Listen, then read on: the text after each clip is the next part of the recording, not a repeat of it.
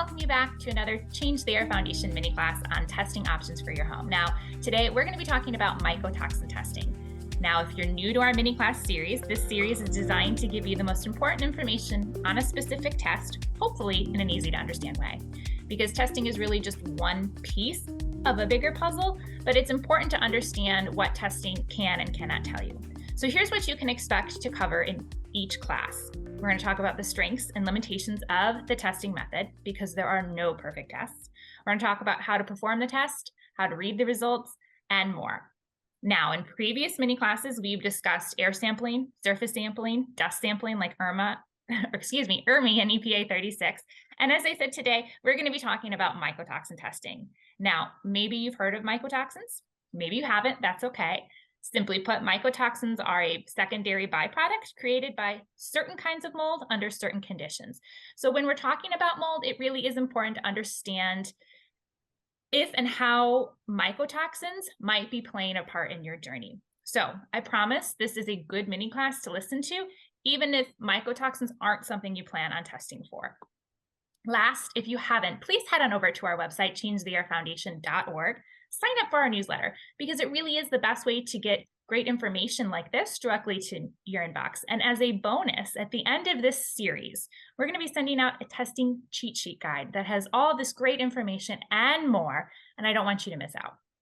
So that said, I want to welcome back Mark Levy, who's done an amazing job of taking us through our previous mini classes. So thank you, Mark, so much for taking time out of your schedule to come back and talk to us today. Well, thank you. I really enjoy doing these mini classes, and it's really something that's needed. I mean, at the end of the day, people need to be understanding what's going on, and they have to be their own self-advocates. So I hope this is one way that they can gain the knowledge that they need to be able to do that. Yeah, absolutely. I couldn't agree more. So they're not here to hear me, so I'm going to let you just go ahead and take it away. Sounds good. Let me go ahead and tee this up here real quick so that we can go ahead and set the stage for the presentation. So welcome to our mini class for Mycotoxins 101. And today we're going to cover a number of different things when it comes to mycotoxins. So what are mycotoxins? Where are mycotoxins found? How do mycotoxins develop within the home? Why is it important to test your home for mold and mycotoxins? What sampling methods are available to test your home? Common symptoms of mycotoxin exposure, and how can I get myself tested for mycotoxins? So what is a mycotoxin? A mycotoxin is a secondary metabolite that's produced by various mold species. Now, not all molds in themselves can produce mycotoxins.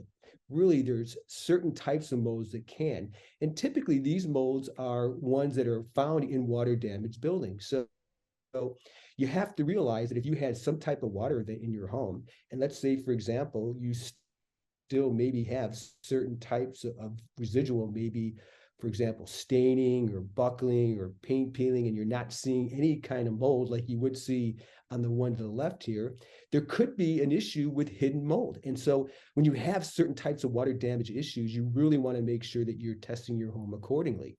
Now, when you're dealing with these mycotoxins, they have very low molecular weight, the size of about 0.1 micron. Now, if you were to compare that to the size of a mold spore, they range anywhere between 1 and 20 microns. So what does that mean? It means that these mycotoxins actually ride the spores and the fragmentation of these particular fragments that are being circulated throughout your home. And these mycotoxins are actually poisonous substances, and that's because they actually excrete a chemical over the colony itself, thus the term toxic mold. So because of this, these mycotoxins can actually create disease and, unfortunately, maybe even death in humans and animals. So where are mycotoxins found? Well, mycotoxins can be mostly found, and it's very common in a variety of different types of food sources. For example, grains or wheat or rice, barley, oats, corn, coffee beans, nuts, and dried fruits, and even spices. And because they're found in the variety of food sources that we eat every single day, most of the medical providers out there believe that mycotoxins, when they're found in your body, are coming from your food source. However, this couldn't be any further from the truth, because mycotoxins can also be found in water damaged buildings. So if you've had your home that had certain types of water events and you've seen various types of footprints, as we indicated before, like staining or paint peeling or buckling, or maybe even seen certain types of unusual substances, this could be the growth of certain molds that could have the potential to produce these types of toxins. So finding them in your home, maybe even your office, schools, even government and hotels and motels are notorious for having mold as well as mycotoxins actually within their environment. So how do these mycotoxins develop in the home? Well, as I mentioned, water damaged building materials commonly found in these types of materials. Generally speaking, if you have humid or even damp environments, these are ideal conditions for mold to grow.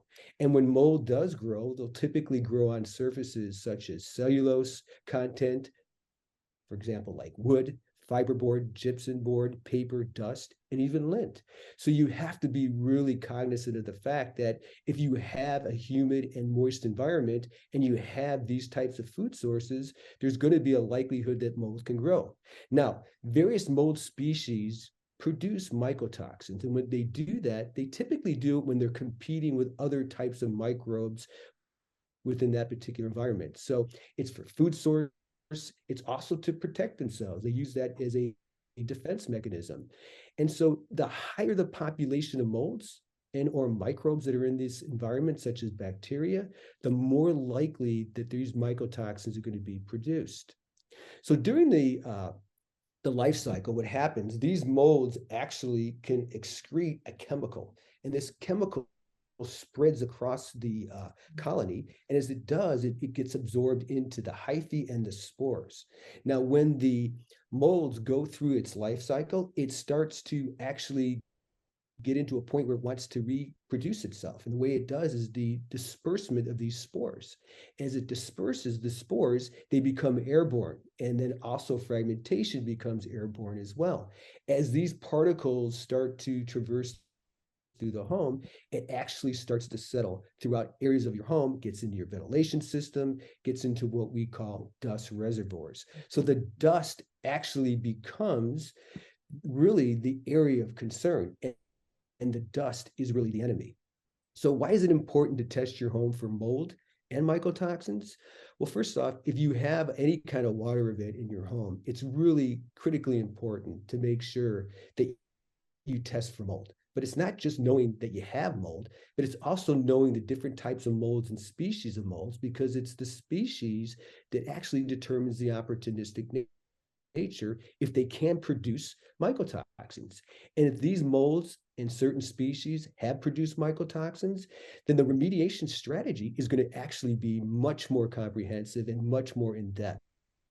So it's really important to be able to test that accordingly.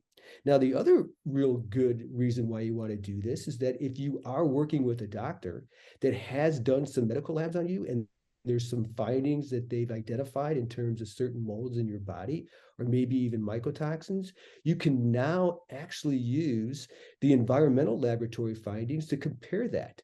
Many times what we find is that people are not even linking their home to their health issues. Even when they're going to a doctor and they're finding these types of biotoxins in their system, they're not even linking it to their home. What this does, it actually gives you validation that once you find these molds and species of molds and the mycotoxins in your home, that it's actually linked to what's going on within your particular body. And maybe it's really an issue in terms of what's going on with your health. So if you have health issues, I would tell you that it's critically important for you to make sure that you're taking a look at your home, taking a look at the history in terms of any kind of events of water or any type of damage that have occurred, because there's a good likelihood that you may had some type of mold or even mycotoxins that have actually been produced in your home. So how do you sample for this? Well, as I mentioned to you earlier, it's the dust. The dust harbors everything. So we want to collect the dust throughout your home. And you could do this in a variety of different rooms throughout your home. And the way that you do this could be a couple different sources. Many times we use a swab. And when you use a swab, it's really the very easy collection in terms of collecting the dust throughout. But we also have a mini class that we did a while ago, and there is a step-by-step process on how to use the swab and what you can do in terms of the collection process. And I would refer you to that mini class just by hitting the hyperlink in this video right here. Now you could also use a Swiffer cloth, and the Swiffer cloth could actually collect the mycotoxins, and it's very similar. I know a lot of people are familiar with ERMI and the way that you collect an ERMI type of sample. Well, this would be the same way that you would do this. We also have another reference point here. We had a mini class on ERMI and the collection methodology, and if you go ahead and you hit that hyperlink, it'll get you right to that area where you can actually see how to go ahead and collect a sample accordingly. So what happens when you get your sample? It goes to a particular lab. Here is a generic type of lab report that I want to go over with you. And you can see here on the left-hand side, these are the different types of mycotoxins that can actually be detected. They're based on different groupings in this panel that we show you here. Keep in mind the mycotoxins are all based on the panel of mycotoxins that the lab can actually identify. So you can see here in this particular area, there's different groupings that are here. There's 5 different groupings. And if you were to total these together, there's roughly 16 different types of mycotoxins that this particular lab can actually detect for you. Now, when you come over here, what I want to show you is how do you know when you have actually the presence of mycotoxins? Well, for this example, ochratoxin A, the area in terms of threshold value is 2.0 parts per billion. So what that means is that in order for the detection to be considered present, it has to be 2.0 parts per billion or greater. And as you can see over here, the value in terms of what they found was 2.896 parts per billion. So this is indicating that there is the presence of ochratoxin within your environment. Now, ochratoxin A is one of the most common things that we find in water damaged buildings. And if you had taken any type of mycotoxin test, you'll find that it's also very common as well. So many doctors, as I said earlier, because of the food sources and the mycotoxins in the food sources, ochratoxin A could be in your food source, but it doesn't mean it's coming from your food source, because as I'm showing you here, it could also be coming from your environment as well. Now, there's another area that I want you to take a look at, and it's called equivocal. What does equivocal mean? Well, it means that it falls within a certain range. For example, the glial toxin that we have here, if you were to have equivocal, it would fall between 0.5 or 1.0 parts per billion. Well, what does that mean? It means that it's in a gray area.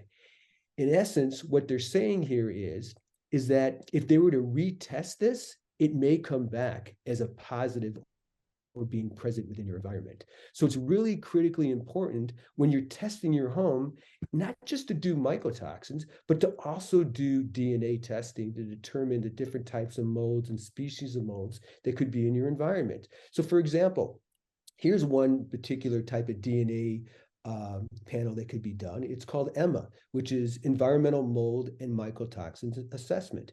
What EMMA did is that they took the 10 most common molds that produce mycotoxins that can be of a health consequence.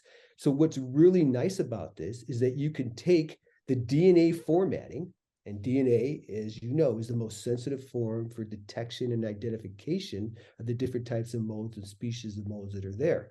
So you can see here all the different molds on this panel and what's been detected, and you can go back and you can actually reference that with the mycotoxins that you found within your home. So the point I want to bring up is that if you have, for example, no presence of mycotoxins, that doesn't mean that you don't have an issue within your home, because you may have fusarium, which produces zeronelin. And if you do, that could actually be a red flag. So the idea here is to look at actually a myriad of different types of samples so that you can compare the true nature of what's going on within your environment. Never rely on only one source of sampling to determine what's going on in your environment. You really need to have more data and more information in terms of what's going on. So let's talk about the common symptoms of mycotoxins. Many times what we find is that people are having certain symptoms and they're not even understanding what these symptoms really mean. People actually get older, they have stress in their life, and a lot of times what they do is that they're actually associating with the aging of their bodies as well as the stress in their life with the symptoms that they have. And I want to make sure that people understand that it doesn't work that way. When you have symptoms, and I'm going to kind of go over the symptoms that we have here because these are the most common symptoms that we find with people that we work with that have mold exposure or live in water damaged homes.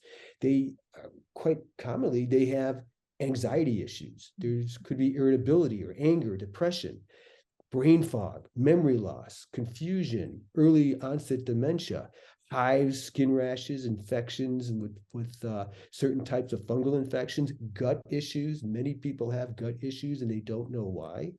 Hair loss, autoimmune issues, asthma, runny nose, chronic cough, sinus infections, nausea, unexplained weight loss or gain, joint pain, muscle pains, cramps, numbness and tingling of the hands and feet.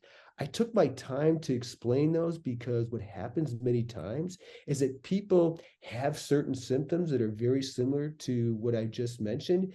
And if you do have those symptoms, it's really critically important that you pay attention to what your body's telling you and go see a doctor. Now, when you go to a doctor, pay close attention to the doctor that you go to because there are different doctors that are out there in the medical community. And I will say the traditional medical community, they really don't have a good understanding of exposure when it comes to environmental exposure, when you pinpoint mold or other biotoxins. And because of this, they could be taking you through a series of different types of clinical testing and may find nothing. And you're still actually having these symptoms. And many times what happens is that they end up saying that it's in your head, or maybe even to the point they call you a hypochondriac. That couldn't be any further from the truth. Anytime you're dealing with these types of symptoms, the first thing that you want to start to think about, what about my home? What about the certain events that have occurred within my home? Have I had any kind of water events? Do I have any kind of water damage in my home? When you start thinking about the various types of historical events and the things that have been created within your home, there's a likelihood that that's going to actually be linked to what's going on with your symptoms. So how do you get tested? Well, the first thing you want to do, as I mentioned before, is that you want to see a doctor. But you want to make sure that the doctor that you see is a doctor that really understands mycotoxins and the impacts of these environmental exposures in terms of what it does to the human body. And that's why it's so critically important when you're actually testing your home to understand not just that there's mold, but the species and if there's been production, because if it can get into your system, it can actually wreak havoc on your system and really create certain types of diseases that really other doctors may not even be able to uncover. So how do I find these kind of doctors? Well, these practitioners typically can be found on the internet. I would steer you towards the functional medical doctors as well as the integrative doctors. They're the ones that have a much greater knowledge base in terms of what it means when you have environmental exposures. And they're going to be able to put you through a series of different types of clinicals that can actually tell you if you have certain markers in your body that could be found within your home as well. So this is what mycotoxins are. There's really major importance in understanding what mycotoxins can do to the home as well as to the human body. And I invite you to take even more of an in-depth dive into really finding more about mycotoxins and what it could mean for you. Thank you. That was so helpful. I think one of the things that I appreciate you gave some clarity on is, in previous mini classes, we've talked about testing for mold spores and mold fragments, and that plays a part in your health in a different way. And now we're talking about mycotoxins, which is part of the equation, but it's different. And because I tend to see people say that, that mycotoxins are a gas and they're just floating around in the air. And I love that you kind of explained it as, you have this mold colony and it's a liquid that kind of oozes around the colony and potentially the substrate, and then it eventually breaks off on those spores and fragments, and that's how it enters our environment. Am I summarizing that correctly? 100%. And that's so critically important, Kendra, that you explain that, because a lot of times what people are looking for within their testing is spores. But what happens is, and that's why I wanted to give you an idea about the size of these mycotoxins are very, very small. And the molecular weight of these, they actually hijack the particles. And so when you're dealing with a environment that has water damage, it's not just the spores that you want to be worried about. You want to look at the amount of particulate matter that's in your environment, because what we find, and there's many studies that are out there that show that your particulate matter compared to spore count could be in the magnitude of what you're finding in terms of the spore concentration. And you may not even find certain spores, whereas the breakup of these particular types of molds actually fragment to such a fine type of weight and size that it's easily airborne and could stay in the air and get into your breathing zone. And now you're actually inhaling this and getting exposed at a rate that you wouldn't even imagine, right? Because it's in the magnitude. Yeah. And I think for anyone listening, I always found I've heard the description of picture like a volcano erupting, if the mold colony was the volcano and the lava oozing around it was like the mycotoxins. That was, is a helpful visual. And we do have some other resources. If Mark you did a great job of pointing people towards next steps medically. We have interviews with Dr. Moore and Dr. Krista and several others that kind of get into that and what that looks like and the implications for someone's health. Mark, are there any final words you want to leave us in terms of mycotoxins and testing for them? Yeah, I just want to reinforce the fact that if you have symptoms and you're basically been dealing with these symptoms for quite some time and you're not really sure what could be going on, well, a couple of things you can do, right? You can do a staycation, meaning step out of your home for a while, see how the symptoms are starting to improve, or maybe at any point, if they increase, then maybe there's something else going on. But typically what we find is that when people leave their home, these symptoms tend to actually go away, or they diminish. They start to go down, right? So that tells me that there's something going on within your home. And remember, if there's any kind of odor issues or anything that you visibly see within the home, those are things that you want to take action to, because it's telling us that there is some type of residual issue that's going on. And again, even if you're going to a doctor and the doctors that you're going to, they can't find anything, and now you're thinking you have this mysterious illness, and maybe it is that you're getting older or you're stressed out, I want you to think about the events that have occurred within your home, or the areas that you're spending most time, the various events that have occurred within those particular locations, because those really are going to be very telling. What we've come to find out, that we are a makeup of our environment, and the things that happen in our environment, the triggers that we're exposed to, are the ones that are creating the way that we feel.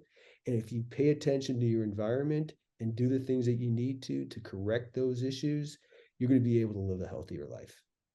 I absolutely love that. And I'm so glad you brought up I kind of sometimes call it a mold sabbatical. You'll see it like people go on vacation and they feel better for that week, or you see it in teachers. They're a great example. They go home for the summer and start feeling better, and then they go back to teaching and there's a problem in the building. So pay attention to your body. If you start feeling better when you're not home, long weekend or a trip, might be something going on. And that's what we're about at Change the Air Foundation, Mark. You said it perfectly. We're about helping you make that connection between your health and your home. So thank you again, Mark, for joining us. For anyone listening, I want to summarize just a couple big picture things. Please remember, there are no perfect tests, right? Testing is merely one piece of the puzzle. We have other resources on the rest of that puzzle, finding a good IEP, and if needed, finding a remediation company at our website, changetheairfoundation.org. And keep in mind that, different tests have different purposes. They have different strengths and they have different limitations, which is exactly why we are bringing this series to you, to help you understand what a test can and can't tell you.